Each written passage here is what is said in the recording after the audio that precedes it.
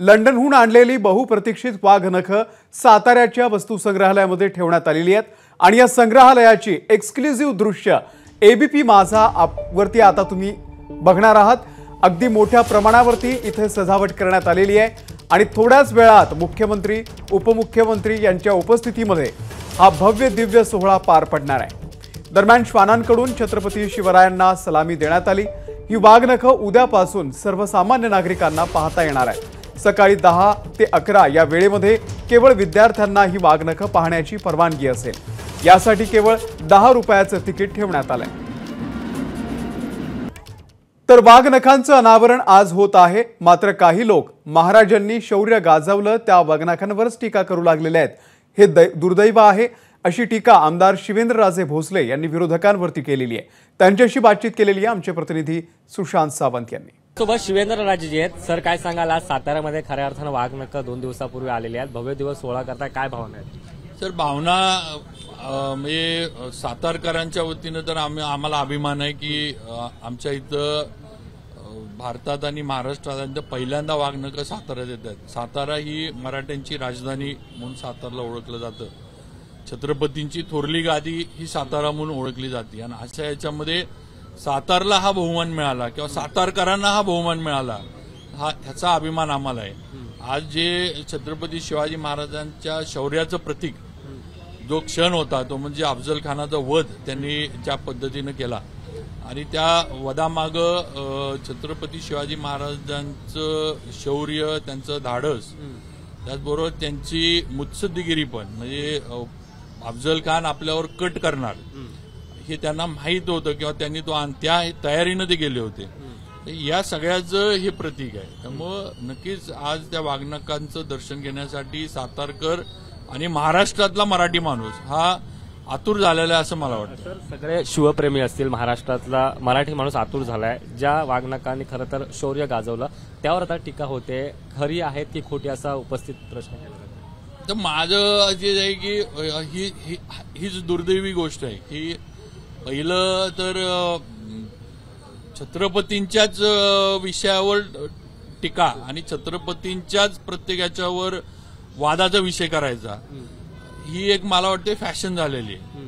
आज शिवजयंतीच्या तारखांवरनं वाद आहेत। एका वेळेला महाराष्ट्रात सगळीकडे शिवजयंती अनेक लोक म्हणजे कोण शासनानं दिलेल्या तारखेला जाहीर करतं, कोण इतर वेळेला करतं, कोण आपलं काय ते अक्षय तृतीया, त्याच्यावरूनच वाद आहे। म्हणजे थोडक्यात महाराष्ट्रात सुद्धा छत्रपती शिवाजी महाराजांच्या जयंतीचा सोहळा एका वेळेला होऊ नये हा सुद्धा एक कट काही लोक करतात, ही दुर्दैवाची गोष्ट आहे। दुसरं, वाघनखं तर ही काही काल परवा कुठनं एकदम निर्माण झालेली नाहीत। या वाघनखांचा प्रवास कसा झाला हे माहीत आहे।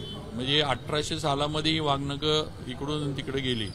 आज जे त्याच्याबरोबर बॉक्स आहे त्याच्यावर जो चामडी बॉक्स त्यावेळेला त्या जनरल डफनं केला होता, त्याच्यावर उल्लेख आहे 1800 सालातल्या त्या काळात की बाबा waghnakh use by Shivaji to kill Mughal general, असा ज्याचं आता मला वाटतं त्यांनी शासनानं ते हे पण केले, म्हणजे काय म्हणायचं, प्रदर्शित पण केले।